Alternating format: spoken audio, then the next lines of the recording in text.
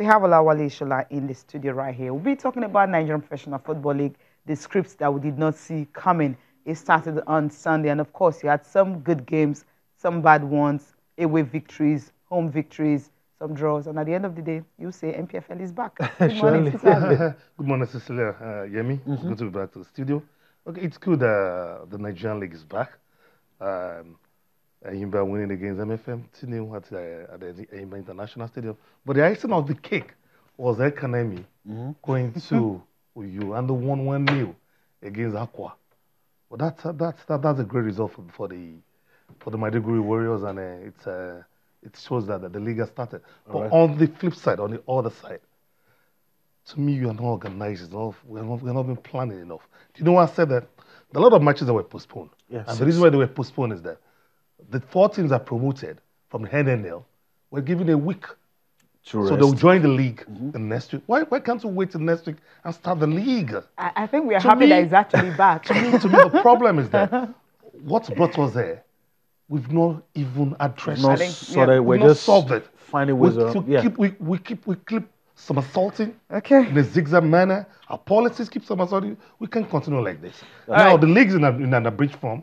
We have two groups, group A and B, with 12 teams. For how long we continue to do this? It's just for only one season. You know what? Let's take a look at some of the results. Coming from the weekend, some surprising results. You know that, Yemi? Yeah, Akwa United losing at home. Wale just told you about that. Losing to El-Kanemi was a gift from the goalkeeper. You have Eimba defeating MFM 2 goals. You have Nassau United 1-0 victory over Abia Warriors. You have Plateau United. This was the only game that didn't produce a goal. Plateau United and FC Flying Uba is goalless. You have Kano Pillars and Heartland 1-0 to Kano Pillars. Akwa United and Sunshine Stars. Good start for Kabiru Dogo, the coach of Sunshine. That's a good start for him. And some people said he went to Kwara to show them that I'm a landlord. I understand this place. But it was 1-1 draw, and these are the matches.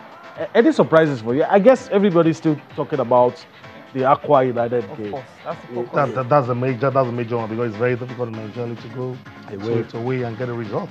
But the other result that still caught my attention is the Sunshine game. Yeah, Kabiru Dogo going to Kwara to get a draw. It's good because if you start early and start getting points away from home, it will put you in a good position at the middle or at the end of the league. There are people who believe that when the league gets in full swing, you don't get to see some of these things anymore. But in the first few games, you pick your points. Once you pick your point from all these games, by the time the league gets settled, the home advantage comes in. So if you have picked your point from this stage, so by the time you get a point from home, so you're in a good position. But mind you, the big teams, we know how they do it in the league.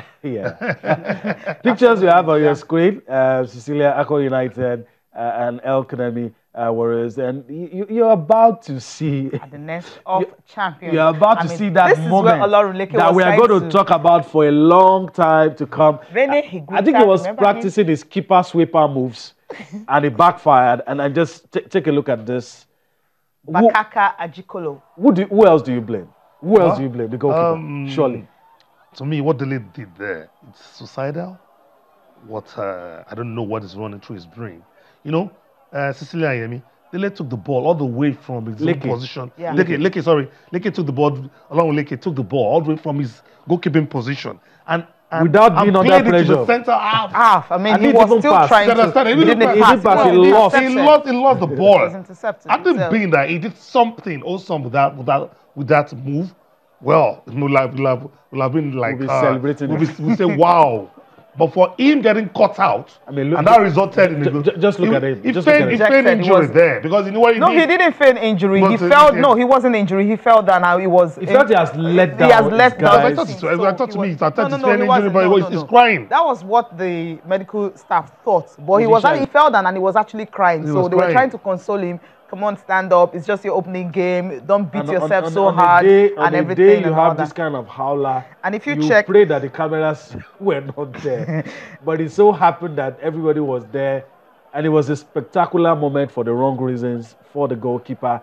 And I guess we're going to be talking because Akwa United didn't really play back. Yeah, they recruited 11 players. The most unfortunate thing now is that we are in the era of social media, the digital world. This video will trend.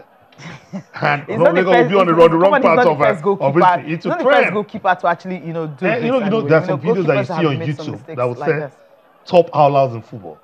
I think No, of course, you make top three. You know that. He'll make You top three in the world. Okay. But we've seen other goalkeepers misbehave. I think where the focus actually on is the fact that, Akwa United recruited about 11 players. We saw big stars that were there. They got a new coach in person of, Everton Da Silva. Yes. Then you have Umfom Udo coming, Indifreke coming, Emeka Atulo, Ochema, Edo, and all these big boys. Big All of stars, them yes. coming in. So you're thinking, okay, with this kind of fearsome attackers and strikers, Akwa United should be able to beat everybody that comes your way. And also, remember when they recruited those players, I remember the chairman of the club, talking about Paul Bassett. He says, look, losing at home, it's something that the club is not used to. You can lose away from home, fine, you'll be pardoned. But when you lose at home, try not to lose at home. But opening game losing at home? You know what? When you buy big stars like that, it takes time for them to gel. To gel. Okay. Because cohesion is very important in football. This is the first game of the season. To me, we cannot say, okay, they're not doing well. We'll still give them like 5-10 matches, but what was our time? And you will we lose cannot games. come with a bad, You will lose games. we lose games. But one thing I know is that when you buy big stars, the first thing that you have to do is management, ability to manage stars in the dressing room. Because if you are not well managed, their collective unit becomes a problem for the team. All right.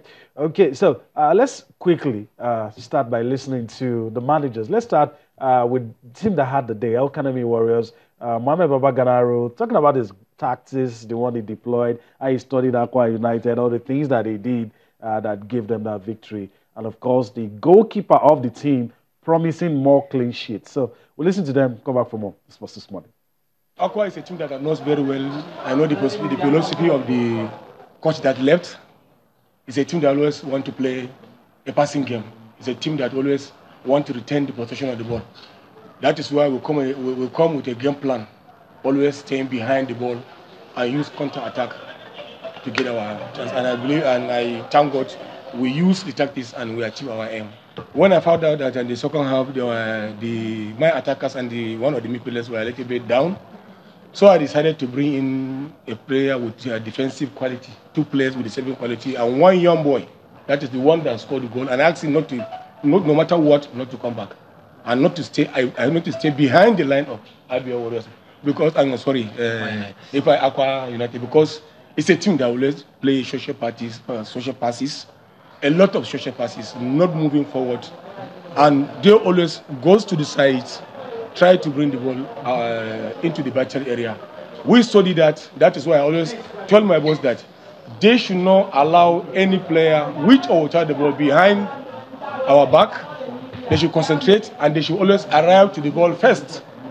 And they should try and do a lot of safety. So that is how we get them. You know, as a coach, an experienced one, I won this league before. I know how the importance of first match. It always motivates the players, gives us a lot of courage. It pushes us to do more.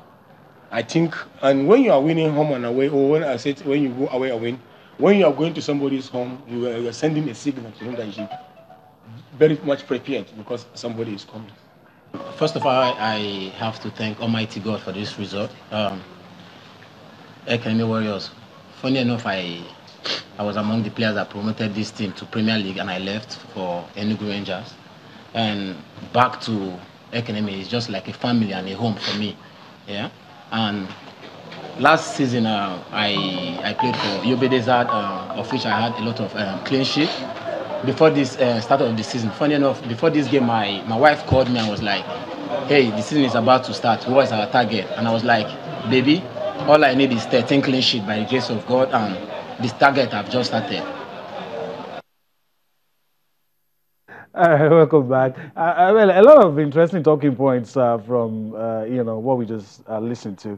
Baba Ganaru, the coach, and Itodo Ako, the goalkeeper, talking about wanting 13 clean sheets. We'll talk about that later. But now we're being joined by Professor Imonaka Enakana. He joins us via Skype.